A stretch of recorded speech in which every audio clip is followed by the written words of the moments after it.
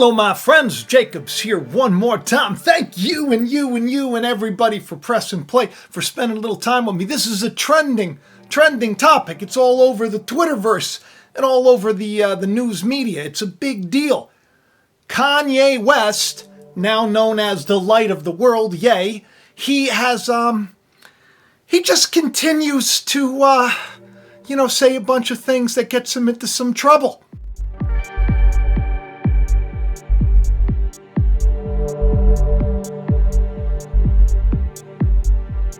Bad trouble. And what he's doing, I obviously don't agree with. I've said from day one that the God that I believe in, the God that I know, the mighty one of Jacob, the one that Christ teaches about, and the one that I believe that Kanye maybe ignorantly follows after, is they're two different gods. Just like there were two different Jesuses back in the day. But before we get into all of that, let's just talk about some of the things that he said on Lex Fridman's podcast.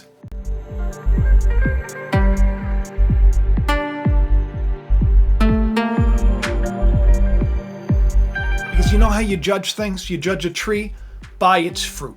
Sadly, there are a lot of people that agree with him. Sadly, it's this is that Exodus moment, right? Where the Pharaoh is coming after, the Israelites. Same thing. They're the problem. We got to get rid of them, right? That's what's happening in the land today. It's very scary. The Red Sea. We're facing it right now.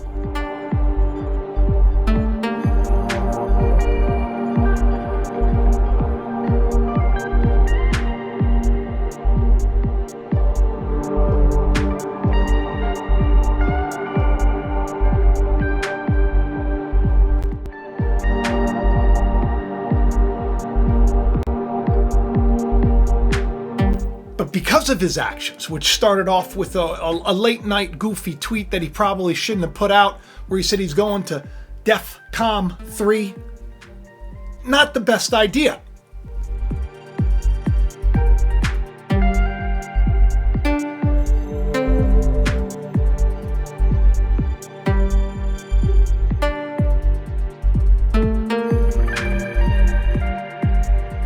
I want to say this too, by the way. He seems like somebody who's been through a lot of hurt, a lot of pain. He's clearly incredibly talented. He's clearly got big ideas. They say that he's a visionary. He says he's a visionary. He has a very high idea of who he is. He made that clear on the podcast many times. He's like the greatest of all, the richest of all, the best of all. He's a visionary. He calls himself that himself. But he says very clearly that everybody, who am I? I'm not the leader. I'm the prophet. He says he is the prophet. So everything that comes out of his mouth, God told him to say. That's basically what he means. The kids, the colleges, the high schools, what do you think they put me right now? They put me as the prophet, not the leader. It doesn't have to be the leader, right? Because we need a more intelligent person to be the leader. But at least, right? They put me as the prophet. They put me as the only person that would say this. And I'm just saying that. I feel like this is all some kind of big show. Maybe it's real. I don't know. I feel like it's all kind of a big setup, this whole thing. I really do. It's spooky. Scares me a lot to think that maybe that this is being orchestrated. If it's not being orchestrated, he really needs to know the God of Jacob, the God of Israel, the God of Jesus Christ. He really needs to know the God that I serve. Though, between you and I, the God that we serve, probably a little bit different than the one that Kanye serves. In the world, a lot of people want Jesus Barabbas. They want the revolutionary, the guy who says it's okay to kill, the guy that says it's okay to hate. They want that guy. They don't want the guy that says you got to forgive. I talked about this in my last show. But he says that he's the prophet. He started the podcast off by designing living quarters for everyone. Sustainable living quarters that he calls cells.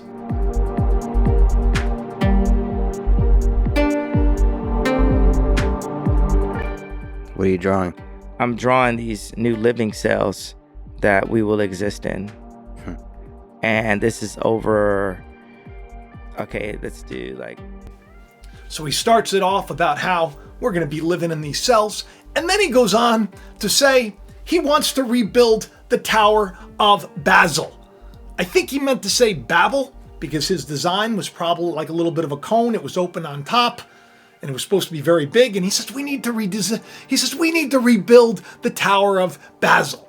There's only one tower that I know of in religion. That's the Tower of Babel. And that would make a lot of sense because that's what this interview kind of sounded like to me. This would be 40,000 square feet. I want to start just talking in meters. I just think we should go to anything to restore the Tower of Basil, like they said when the...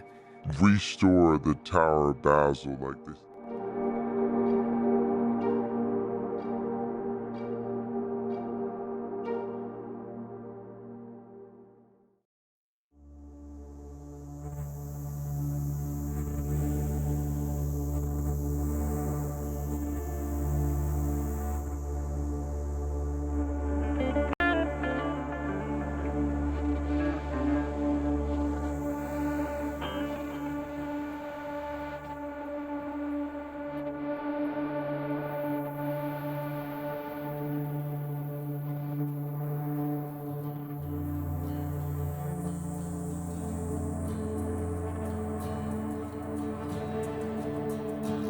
a localized farm, say if it's in a community, that we do localized growing, and then we partner with Big Pharma and say, hey, you're actually going to make more money by making better food.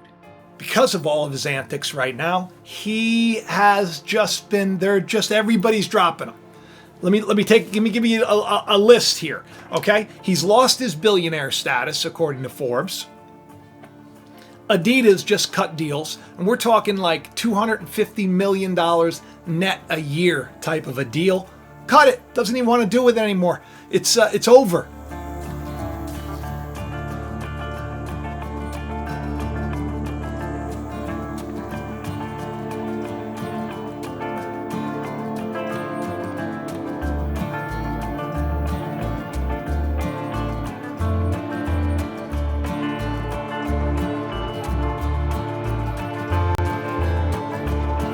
Balenciaga, I just talked about this on the live show the day before yesterday. Vogue cut ties. His talent agency, CAA, said, we're done with you. Stream sales and everything. Airplay is plummeted. He's restricted now on many social media platforms. And they're saying that even stadium shows have been canceled. And now maybe even Netflix may even shelve his documentary, which is really well done. Right now, supposedly, as I'm taping this, they're standing by it. But there's something that's really important that I think a lot of people are going to miss. The fact that, perhaps he is, he's bought into some narrative that is really destructive.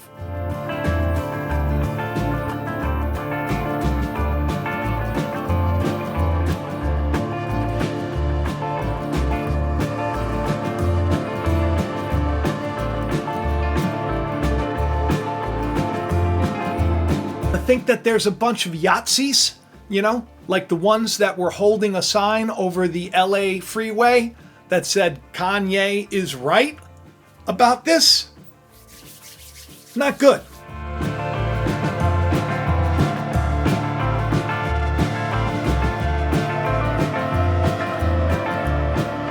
He shared a lot of heartbreaking moments about, and things that, were really, you probably remember when him and Pete Davidson were getting into a battle on Twitter, and he had asked where Pete was, and Pete snaps a picture of himself in bed with his wife. Obviously, Pete's kind of a piece of garbage that would say something like that, considering they have children, and you have to have some kind of respect for the person that you're with, and the person, you have to respect each other. That's what you have to do. Kanye in the show says that there's no way that Kim would have ever stayed because she's not attracted to white guys. I mean, I don't even know. If you want to watch this video. The Lex was trying desperately to get him to see how he can't just lump everybody into one sum, that people are looking for an excuse, and that he's a leader in the eyes of the world, and that the things that he says, they have power, they hold weight. And stuff that he's doing, he's not backpedaling, he's not pulling it back. In fact, he thinks it's God's plan. any purpose whatsoever saying Jewish media, Jewish control of the media. You said there's no purpose, so you're taking away my history and my reason of what my purpose was. I'm saying it was Also, dumb. also, it can. I'm speaking my voice, vocalizing it. Also, Yeah. it's God's plan. This whole thing is awful. This whole thing that's what's happening in the country, it's happening in the world, it's awful. But as I said on the show, you were going to see the exodus of Egypt happen so of course the system is going to start crying out for this, the beast system, if you will. He calls himself the prophet. A tree is known by its fruit. So the words that come out of your mouth, if they're not love, if you hate the person you can see, the scriptures say you don't know God. I would love for Kanye to know the God that I know. I would love for this to be the case. The man is, as he said, he's the richest, he's the best, he's everything, he's great. No one can speak to him, no one's on his level. Lex tried saying that on the show. He said, besides money, I said, I think that a man is measured more than money, and he says, you and I are fundamentally the same. Kanye kind of laughed it off. I don't know if this is the guy that you want to be leading people to the Lord. When he starts off, doing the Nebuchadnezzar as his first opera, when he walks on water, when he does all of these things, it was clear to me that this is the brand of Christianity that's going to be heralded today, sadly. Sadly. I feel like it's all part of a plan. I don't know why. I feel like this is all part of division. I'm not saying that he is some kind of puppet being used. Clearly, he doesn't have to be. Maybe he, I don't know, maybe he came against the real man of God or something. Maybe, because the witnesses of God, they come down and the truth comes out of their mouth and it's like a fire, and anybody who seeks to harm them, they're harmed in the process. Revelation 11:11 is when God breathes life into the witnesses of God, because they were laughed at and they were scorned and they were put to death. But the truth of God is now here. And it's going to be heralded and it's going to be shouted. And anything that's going to say that I am on God's side is going to be revealed for what it is. Now, I don't know what to say about all this, except for to say that I feel real bad for the guy. I really do. I feel bad for his family. Even Kim came out and said, tweeted yesterday, hate speech is never okay. And it isn't. Or excusable. It isn't. I stand together with the Jewish community and call on the terrible violence and hateful rhetoric towards them to come to an immediate end. How terrible. What just his family life, now his business and everything. You got to feel bad for the guy. We got to pray for the guy. Just seems to me like he believes that maybe he's meant to do this, and maybe he's meant to play the part of the martyr who's going to somehow lose everything again. But he's just bought Parler. And what does Parler mean again?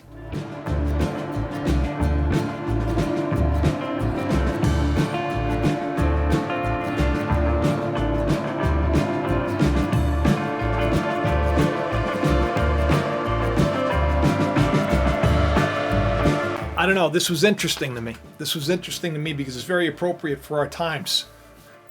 Prison cells, Tower of Babel.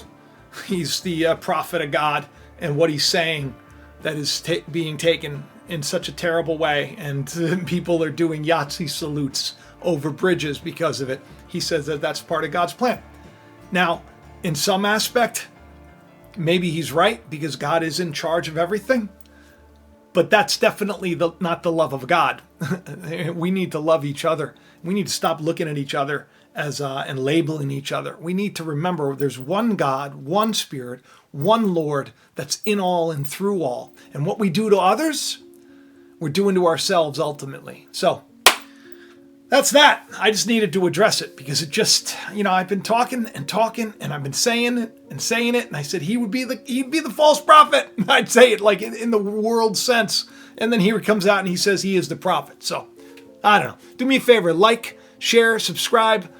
Get yourself an I Am a Witness t-shirt or a Buckle Up shirt or Teach Me the Truth shirt, and copy of the novel, do all the stuff. I appreciate all of you for supporting the channel and doing what you do. This isn't, it's not the easiest job, but it is very fulfilling. And I wish I could do more, because I don't want to come on here and dog the guy. I don't know the guy. I just know that what he's saying is wrong. And it is not of God in my eyes. I believe that it's of the God of this world, which is, you know,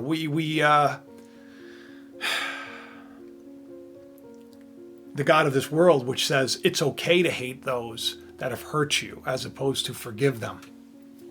I don't know. You tell me in the comments section what you think, and pass the video along. I'll talk to you soon. Bye-bye.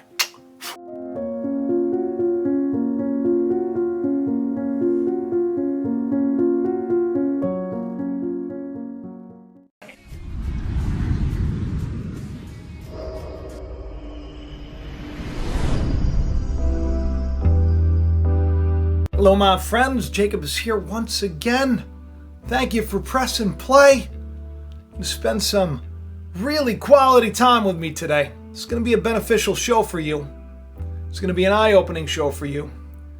You see, because for many years, religion has gotten people to believe the wrong thing. And it's been happening for far too long, and people, they put their faith in these, you know, these superpowers and these miraculous feats, which I'm not saying is beyond the realm of possibility. With faith, all things are possible. But people are missing the point. They're missing the truth. And that's why the world needed to be shaken up. Got to get everybody to wake up, to look at their lives again, and to say, hey, you know what? Maybe there's more. Now, a lot of people try to get people to turn to them. They go like this, they put the thumbs, me.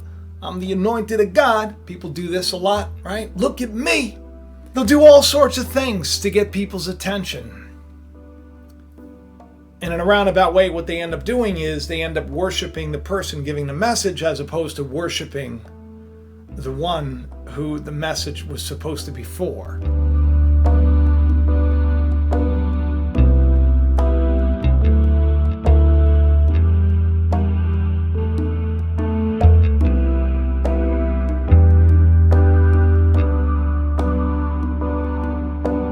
This is something that just happened recently at an event at Kanye West's service.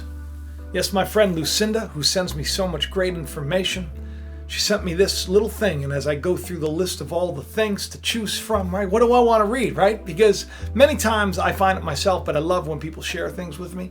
I saw Kanye West walks on water, and I thought to myself, well, I got to read that, right? I have to acquaint myself with what's going on with Kanye. So lo and behold, I find that his wife Kim Kardashian shared on Instagram this video. He did his little service, in Atlanta, and with his service, what he did was he walked on water. Him and his little kitties. It was cute. They walked on water. It was like a stunt. It was a miracle, so they say. Story in the Bible back in Yahshua's day, Jesus' day, where he did this very same thing.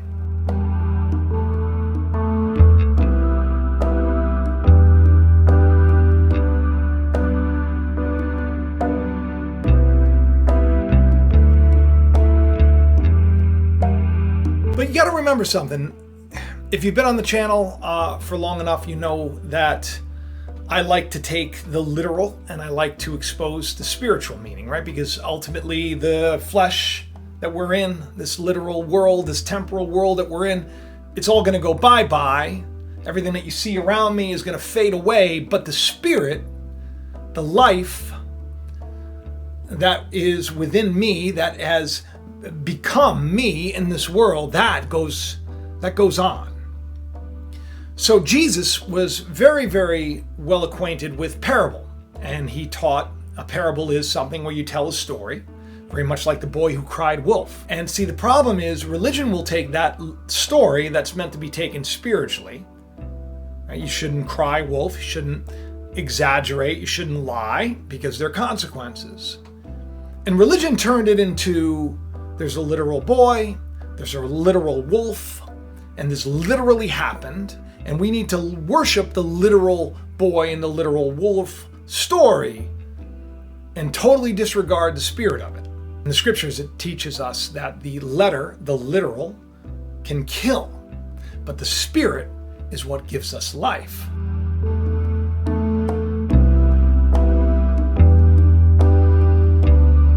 So Kanye, as a stunt, and I'm using this story as a, kind of like a springboard into something that I think is very important. I'm going to reveal, if you will, the real meaning, I shouldn't say the real meaning, I should say the deeper spiritual meaning of when Jesus walked on water. It's a story that we find in the Gospels, every Gospel but John. And in the story, I'm going to be reading and teaching out of the Gospel of Mark. I just like Mark. I like them all. But in the story, what happens is we just had the big miracle of the loaves where he broke the bread and the fish and he fed all these people. And then what he did was he sent his disciples. He said, I want you to go to the other side. I want you to get in the ship. And I want you to go to the other side. You ate till your heart's content. Now I want you to go this way. And while you're going to do that, I'm going to get rid of the people. I'm going to go up and I'm going to pray. Jesus does this, right? So disciples, they're sent into the ships and they get into the sea. And as they're trying to get over to a place called Bethsaida, which means the house of fish, right? Because once you start to come to the knowledge of truth, Jesus says, I'll make you fishers of men. So they've eaten this bread, they've eaten the fish, and they're going. He says, go to the other side. I'm going to explain what all that means in a moment. Jesus goes up to pray, a storm comes. And we know the story, right? So as they're fighting hard against the wind, and they can't seem to make it, they're stressing out. All of a sudden, right, they say Yahshua, they say Jesus walking over the sea, walking upon the sea. And you get this picture of like this event that we've seen again and again and again in the movies.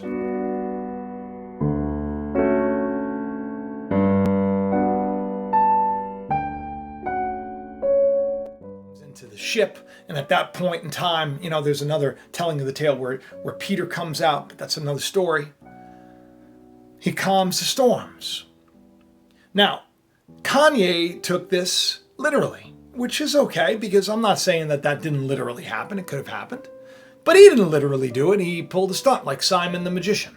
This guy was, he did all these great feats, but it wasn't until he heard the truth of God that Simon turned around. You can do all these little gimmicks and all these little things and all these shows, and you can have your big events, right? I don't know if you've noticed, but a lot of it's been taken away from people. Can't have your big events anymore. A lot of people can't even go to their big multi, denominational huge megachurch anymore because it's been shut down. Some people say that's a bad thing. I say that everything happens because God is trying to reveal the truth to everybody so that people can be set free. But they make it all about these events. They make it all about these big shows. It's all about the miracle. It's all about the letter. And that's why Kanye walking across the water with his, it's a little bit much, don't you think? Here's this guy. Already I'll say, all right, I have a couple of videos on Kanye, you should watch them, but I'll say that the man is artistically, I think he's a genius. I really do. I think he's done more artistically speaking in my lifetime than I've seen anybody do. And I'm not saying I'm a fan, right? But I do once again feel a connection to his story because he is so influential in the world today. And the fact that he's picturing himself walking across the water, it's a very obvious thing. He's the Messiah. I'm not saying that he's pretending himself to be the Messiah, but he's the guy, right? I've done videos about this, how they crowned him that a while ago, and here he's kind of fitting the mold. And it would be an easy mold for him to fit because, right, it's all about Christians.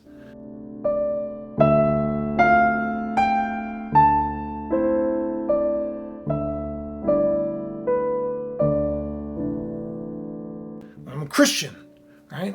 Because I do everything the religious way, the right way. But you got to remember something. Religion in Scripture, they were the ones that called for Christ to be put to death. Religion. Those people that knew it all, those people that had the big sermons and the big megachurches, they were the ones that said, we want him gone, And why do we want them gone? Because they weren't in the business of setting people free. They were in the business of slavery. That's right. Kanye actually considers himself to be like a Moses of sorts. He's actually doing some things with artists. He's trying to set them free from their contracts and everything else. I applaud him. I'm not dogging the man. I really am not. I think it's great that he's got people maybe thinking that there's more, because everybody has to come to John the Baptist first before they come to Christ, right? And like Simon the magician, who did all those great little things, and everybody thought he was so cool because he could do these big stunts, just like Kanye walking across the water, missing the whole point of the story. And when you find out what this really means, when you find out what, Christ walking on this sea, and what it really means when you dig down and you go into the Hebrew and you start to peel apart the layers, it was put there for us to seek. You seek and you find. It's amazing. It's beautiful. So I was really glad that Kanye took this moment to do this incredible feat, comparing himself to Jesus walking on the water. Because now it gives us all an opportunity to find out what it really means.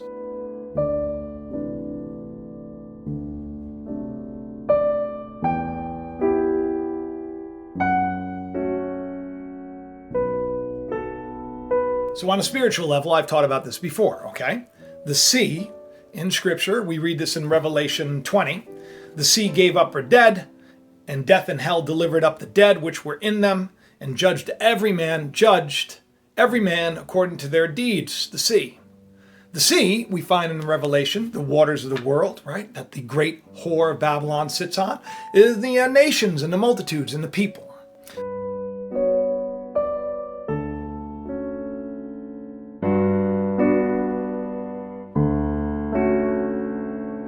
The sea is very, very symbolic of the ways of carnal mankind, the ways of the world. That's the sea. And I've taught for many years about how Christ walks above it. In other words, the ways of the world don't drag him down. And Peter understood that he was just as Christ and that he could do the same thing. And he did for a moment until he took his eyes off Christ and he started looking below, started looking at the trouble, started looking at the ways of the world, started looking at everything around him. And he said, I can't do this. I can't walk above it. I can't be happy. The virus of the crown is going on. Oh, so much stuff, censorship and so much this and so much going on in the world, and there's going to be meteors and there's going to be war and people talking, and they got me all so scared. I can't do it, Lord. Peter sinks into the water. What's Christ do? Grab him, lifts him up, and he goes, you little faith, dude. You got like no faith. What's wrong with you? He goes into the ship, calms the storm. That's the story. That's the story. It's our story.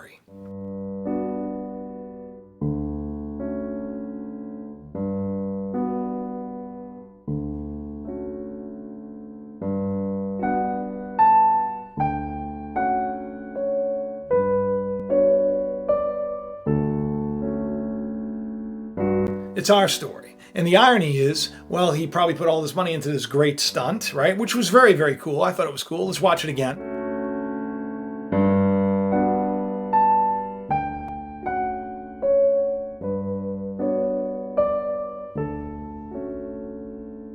How many people understand what that means?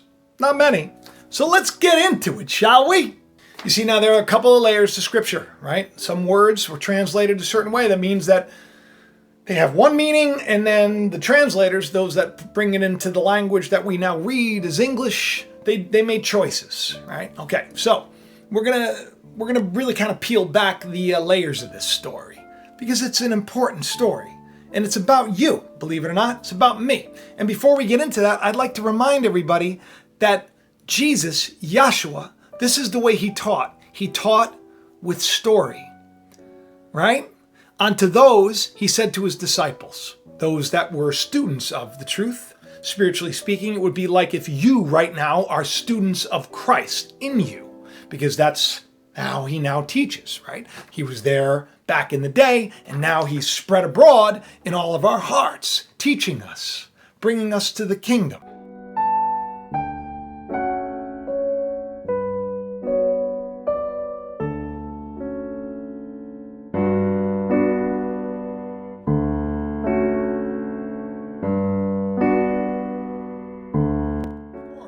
is not just about people back in the day, but it's also about you and me. It's about all of us, about the world. Let me set the stage. A lot of people started following Jesus. They thought he was great. They thought he was the man because he had all the info, right? And he was doing some things that he was helping people to walk. He was helping people to see. He was helping people to hear, right? He was doing things. And he was loving, right? He'd be hanging out with the prostitutes. He'd be hanging out with the tax collectors. He was a cool dude. He didn't condemn anybody, really. The only time that you saw him lose his cool was when he walked into the temple where they basically took, the house of God. That was where God was supposed to be represented and revealed in the outer court. And they were using it to make money. They were, they were selling the sacrifice. They were selling this. It's kind of like today if you go to a big major church, mega church, right? Right, in the outer court, right before you go into the court, and there's the inner sanctum and all that stuff. I mean, it's all like a blueprint of what we see today in church. But they sell the books, they sell the oils, they sell the tambourines. You walk in, you get the coffee, you get the holy biscuit, right? Whatever. And then you go in and they tape off those, front row seats and everything else. This stuff happens at Kanye's services, I'm sure.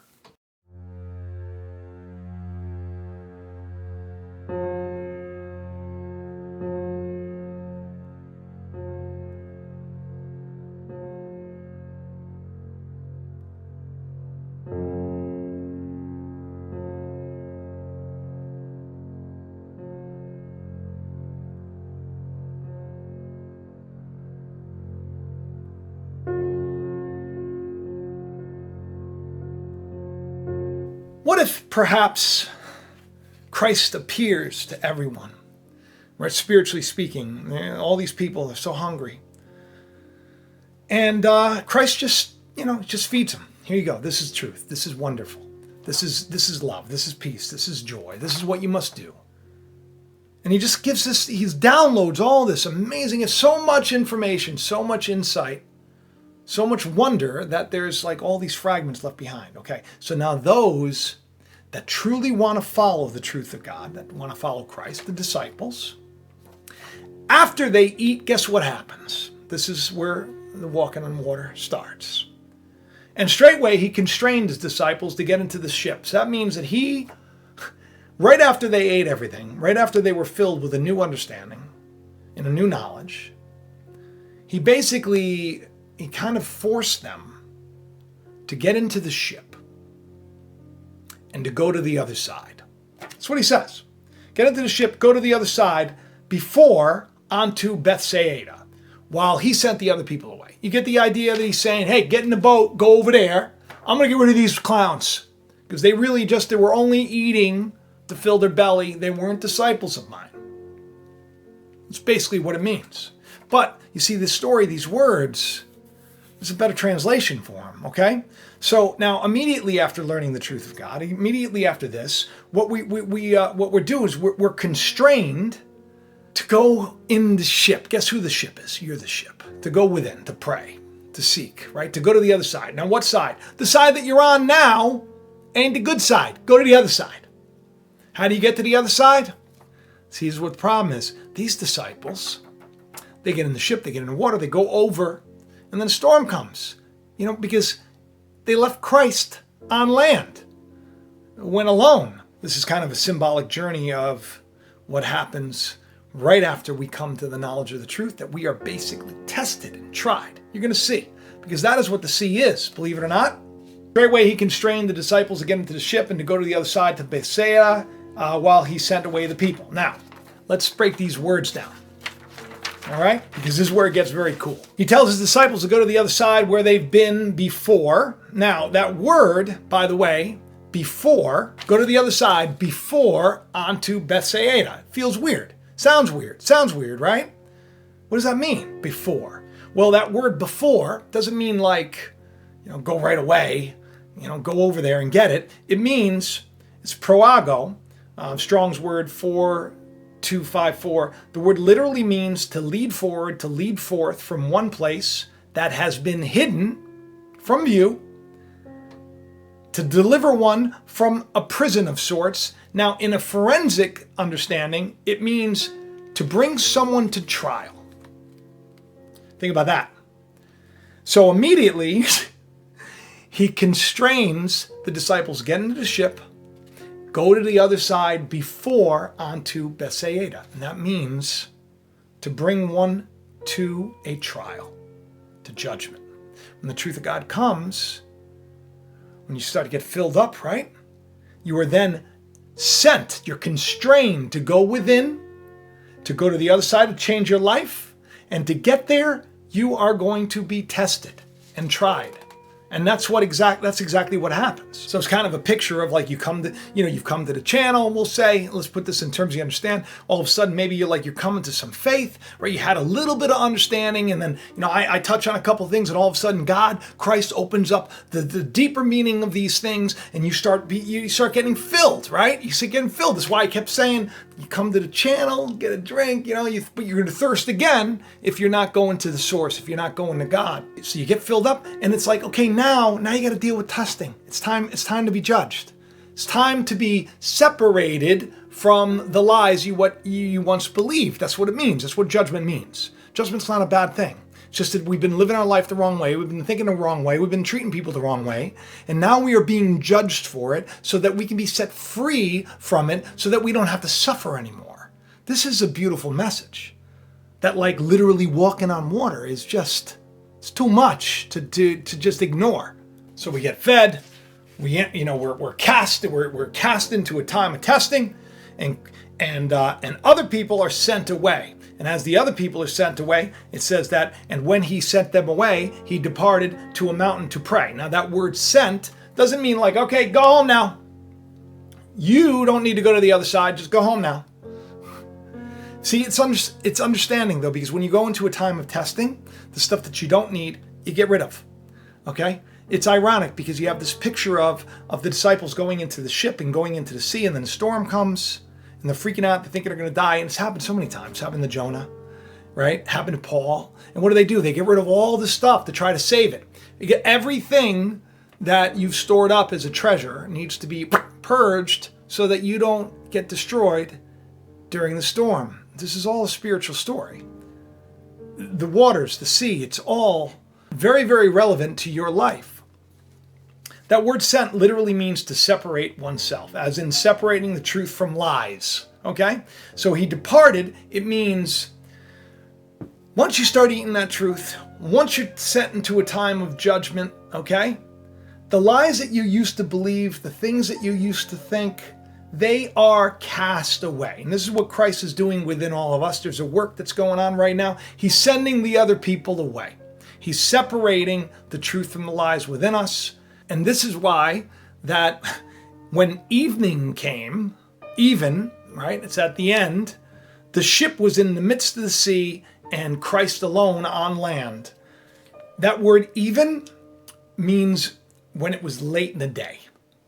When it was late. It was like the end days, okay? When it was late, the last hour, if you will, okay?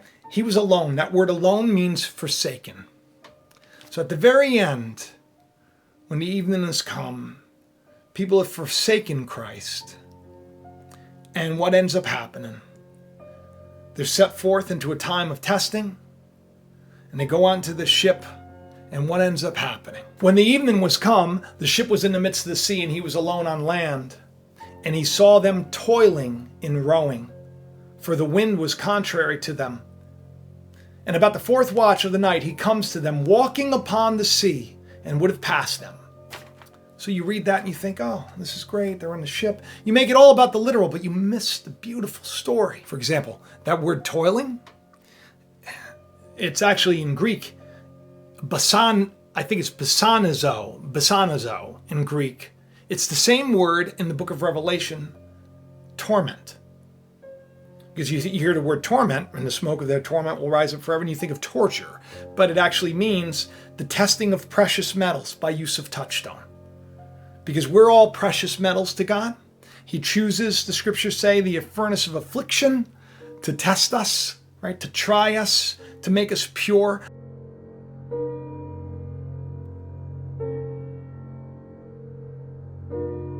When a silversmith is working with silver, It has to get rid of the impurities. So what it does is it holds the silver and all over the hottest part of the flame, so everything that's not silver bubbles to the surface. And do you know how the silversmith knows when the torment is done? When the silversmith can see its own reflection. How amazing is that? That our suffering is but for a present moment, so that we become the image of the living God here on earth. And right now it is the evening. The evening has come. People are being judged. And they're toiling and they're rowing. And they think that that's it because they've forgotten Christ. They've forsaken him. They've forsaken the truth of God.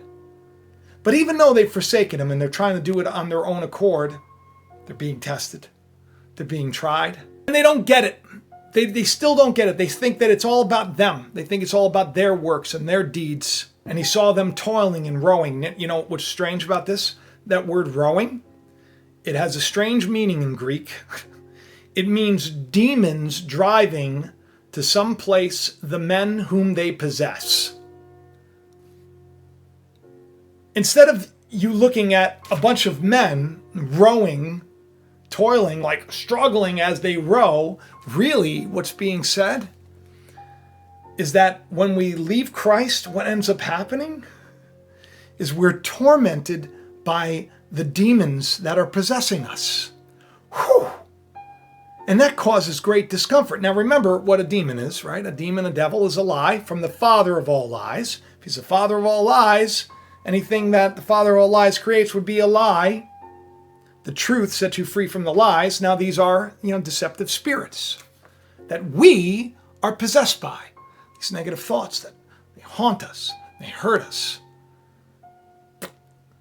That's what's going down when you forsake Christ. And Christ knows it, and God knows it. So what does God do? God shows up. When you leave God behind, and you are set into a time of testing, it's gonna stink, right? And the wind would be contrary to you. So now, wind in Scripture is very symbolic. It's doctrine. The lies of the world, the ways of the world. It would be like Kanye walking on the water, that being doctrine. That's what it's all about. That's what the story's about. Nobody's seeing the deeper meaning of how Christ walks above the ways of the world to set us free from the nonsense that we're set into the sea, which, by the way, is judgment. That's what the sea is, time and time again. It's judgment. So the wind was contrary to him. And that is basically, your self-effort. When you come to the knowledge of the truth and you allow Christ to, take residence in your heart as if you have a choice, that you'll no longer be tossed to and fro by every slight wind of doctrine, lies. When you're going to the other side, the doctrines of the world are going to hinder you, try to hinder you. Your friends are going to say to you, you shouldn't watch that channel, you shouldn't listen to that nonsense, you shouldn't believe that phony baloney that God's in charge and God's in control. Shouldn't listen to Christ. Should listen to the Jesus of religion. You're going to have this wind. It's going to be in your face. It's going to be contrary to you. That word is adversarial. But once again, it's there. If we don't have the resistance, we never get spiritually strong. So it's there to help us grow. Comes a point when you're fighting enough, you got to just give up. And you know that you lose control. And that time was about the fourth watch of night. Christ comes to them walking upon the sea and would have passed them by. But when they saw him walking upon the sea, they supposed it had been the Spirit and they cried out. So they're in the midst of the storm. And all of a sudden they see Yahshua walking. But we know now that the sea is judgment. And now we see a deeper meaning. That the hard times that we're going through, that Christ was upon them the whole time. And that there was a reason for it. And that it was all happening to get us to understand, to see. Ain't no spooky spirit, ain't no spooky ghost, ain't no spooky evil thing. That God is in control of all things. That's why he says, be of good cheer, it's me.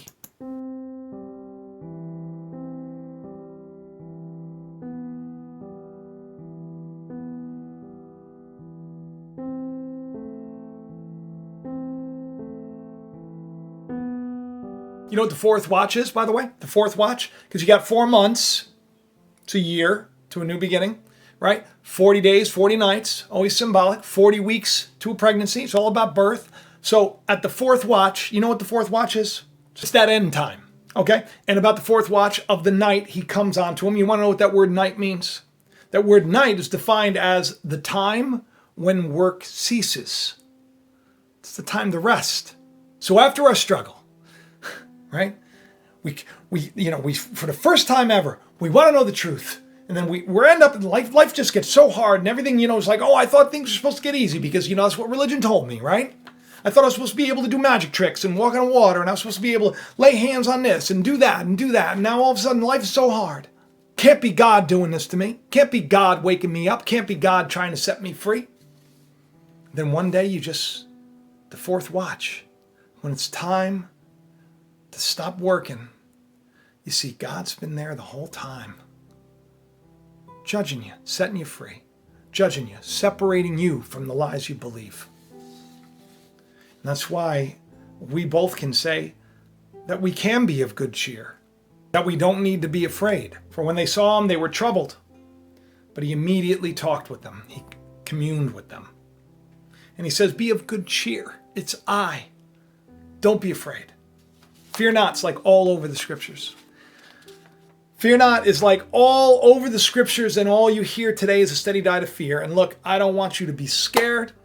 I want you to be encouraged. I want you to know that in the midst of the storm, just like Jonah when he gave up, right? He prayed from the belly of hell. He's like, oh, deliver me. No matter how hard things get, it's there to deliver us from the lies that we've believed so we can be set free and we can finally know peace. And Christ is there walking above all our troubles the whole time.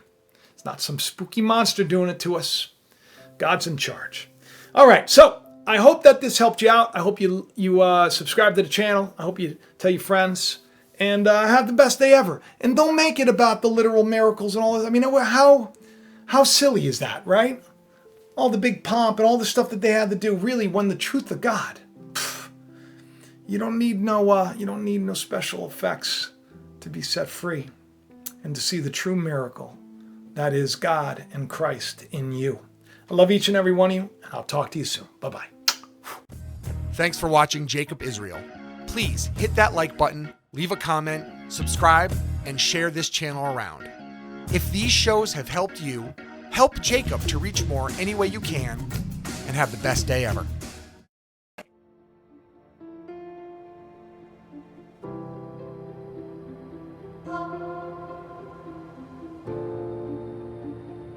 September 10th. Mars hangs closer to the Earth than it has in 6,000 years. Like the light that led men from the east to a child in a manger, it could well be a sign of good things to come. Thomas James shall be his name. The world will change because of him. In the small town of Bethel, in a time not unlike our own, a child with a great purpose is born. Years later, alienated by his peers and abused, Thomas suffers a devastating loss. When it appears he has nothing left to live for in the world, this is when his true calling begins.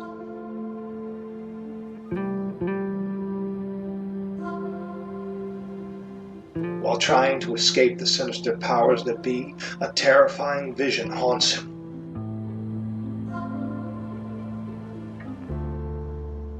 Miraculous events seem to follow the peculiar young man as he struggles to come to terms with what he was born to do.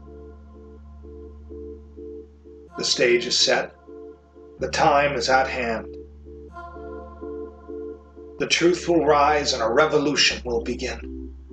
The startling revelation of who Thomas James is, truly, will change the lives of those around him and set off a chain of events long ago foretold. There is more to this novel than one might think. Inside these pages hides a treasure just waiting to be discovered. So if you've ever wondered if there's more to life, or why it is we suffer, then this story will not only captivate you, it may just open your eyes to a truth that could set you free. Find out what is in us all that makes us heed the calling